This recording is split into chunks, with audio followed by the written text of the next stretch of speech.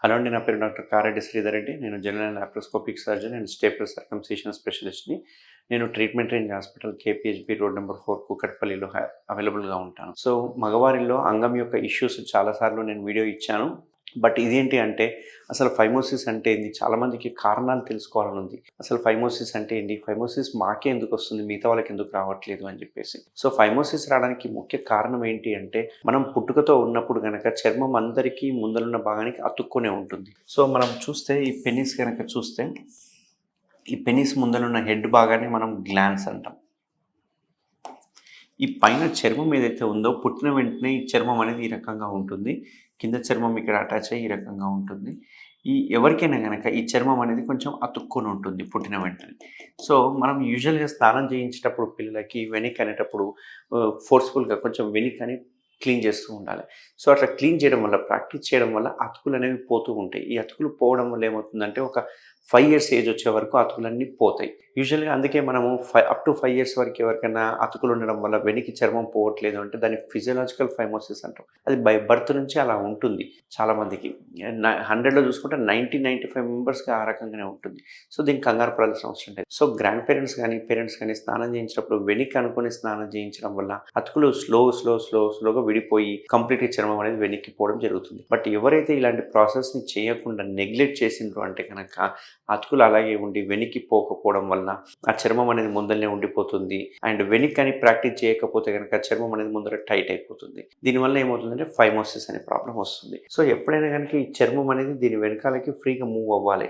ఎప్పుడైతే ఫ్రీగా move అవ్వలేదో, struck అయిపోయిందో, పెయిన్‌ఫుల్‌గా మూవ్ అయితుందో, డిఫికల్ట్‌గా మూవ్ అయితుందో ఇట్లాంటి సిట్యుయేషనే మనం ఫైమోసిస్ అంటాం. సో, ఫైమోసిస్ అంటే ఈ ముందరున్న చర్మము వెనక్కి రాకపోవడాన్ని, సింపుల్‌గా చెప్పాలంటే వెనక్కి రాకపోవడాన్ని ఫైమోసిస్ అంటాం. ఈ ఫైమోసిస్ గనక వచ్చింది అంటే ఒక సర్టెన్ ఏజ్ గ్రూప్ వచ్చిన తర్వాత ఇంటర్ కోర్స్ అప్పుడు చాలా ఇబ్బంది అయితది అన్నట్టు. అంతేకాకుండా ఇంటర్ కోర్స్ అప్పుడే కాకుండా కొన్ని సందర్భాల్లో పిల్లలు పుట్టే అవకాశాలు కూడా తక్కువైతాయి. ఎందుకంటే చాలామందికి అక్కడ కంప్లీట్‌గా క్లోజ్ అయిపోతది. చిన్న పిన్ పాయింట్ అంతనే ఉంటుంది. అందులో యూరిన్ పోసినప్పుడల్లా ఏమవుతుందంటే యూరిన్ ఇక్కడే కలెక్ట్ అయిపోయి ఇది ఒక బెలూన్ లాగా ఉబ్బుతూ ఉంటుందన్నట్టు.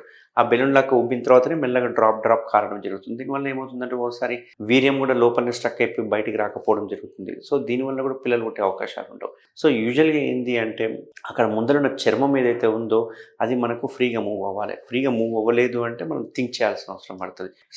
అట్‌లీస్ట్ సర్జరీ అయినా చేసుకోవాలి. లేదు అంటే ఆ ముందరున్న చర్మాన్ని తీయించేసేసుకొని వెనకన కుట్టేసుకోవాలి. దీన్నే మనం సుంతి ఆపరేషన్ అంటుంటాం అన్నట్టు. సో, దీన్నే మనము ఇంగ్లీష్‌లో సర్కంసిషన్ సర్జరీస్ అంటుంటారు మా భాషలో. సో, ఈ సర్కంసిషన్ సర్జరీ దీని ఇంపార్టెన్స్ ఏంది అంటే ఎన్నో ఏళ్ల నుంచి చేస్తా ఉన్నారు. ఇప్పుడెందుకు కొత్తగా ఈ సర్కంసిషన్ సర్జరీకి ఇంత అవేర్‌నెస్ తీసుకొస్తున్నాము అంటే ఇక్కడ చాలామంది కన్వెన్షనల్ మెథడ్ గురించి ఐడియా ఉంటుంది. అంటే కుట్లు అనే మెథడ్ ద్వారా యూజువల్‌గా చేస్తూ ఉంటాం. సో, ఈడి వరకు చర్మాన్ని కట్ చేస్తాం అన్నట్టు. చర్మాన్ని కట్ చేసి వెనకాలేసి కుట్టేస్తుంటాం. ఆ కుట్టే మెథడ్ వలన ఏమవుతుందంటే ఒకటి పెయిన్ ఉంటుంది. ఒకటి అనస్థీషియా మత్తు నడుముకి ఇవ్వాల్సొస్తుంది. అండ్ మూడోది కాస్మెటిక్‌గా రిజల్ట్స్ బాగోవు. అండ్ బ్లీడింగ్ వచ్చే అవకాశాలు ఉంటది. డైలీ డ్రెస్సింగ్ చేసుకోవాల్సిన అవసరం ఉంటుంది. కొన్ని సందర్భాల్లో కుట్లు తీయనీకి కూడా మళ్ళీ డాక్టర్‌ని సంప్రదించాల్సొస్తుంది. సో, ఈ 5 చెక్ పాయింట్ పెట్టడానికి ఇప్పుడు మనకు కొత్తగా అవైలబుల్ ఉండేది ఏంటంటే స్టేప్లర్ సర్కంసిషన్ సర్జరీ. ఇది మన ట్రీట్మెంట్ రేంజ్ హాస్పిటల్ ఎస్పెషల్‌గా నేను చేసే సర్జరీ ఏంటి అంటే కేఎస్ఆర్ స్టేప్లర్ సర్కంసిషన్ సర్జరీ.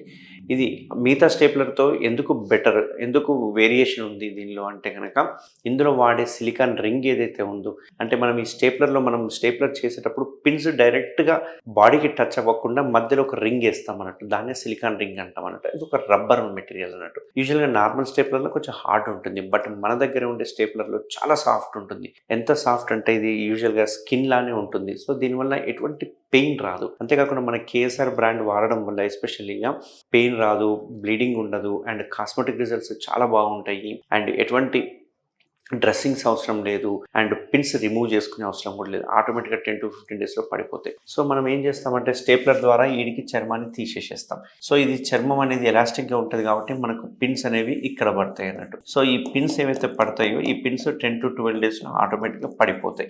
ఈ 10-12 డేస్ మనం తీసుకోవాల్సిన జాగ్రత్తలు ఏంటి అంటే ఎటువంటి పరిస్థితుల్లో అంగస్తంభన కాకుండా చూసుకోవాలి. అండ్ 1 మంత్ వరకు ఇంటర్ కోర్స్ కలవకూడదు.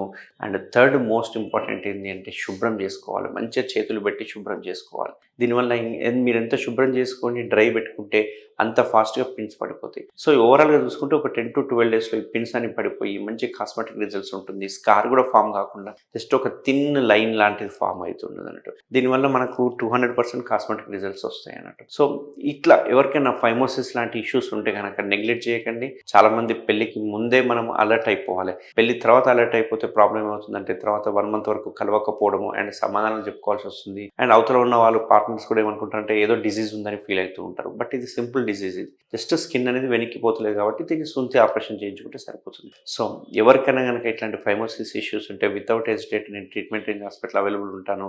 దీనికి best the KSR stapler circumcision. దీంతో సర్జరీ చేయించుకోవడం వల్ల ఎటువంటి సైడ్ ఎఫెక్ట్స్ లేకుండా జస్ట్ 5 మినిట్స్లో సర్జరీ అయిపోతుంది. 30 మినిట్స్లో డిశ్చార్జ్ చేయడం జరుగుతుంది. ఎటువంటి బెడ్ రెస్ట్ అవసరం లేదు. ఎటువంటి డ్రెస్సింగ్స్ అవసరం లేదు. సో ఎవరికైనా ఈ ప్రాబ్లం ఉంటే తప్పకుండా కన్సల్ట్ అవ్వండి. దీనికి కేఎస్ఆర్ స్టేప్లర్ చేయడం వల్ల 100% రిజల్ట్స్ ఇవ్వచ్చు. Thank you very much.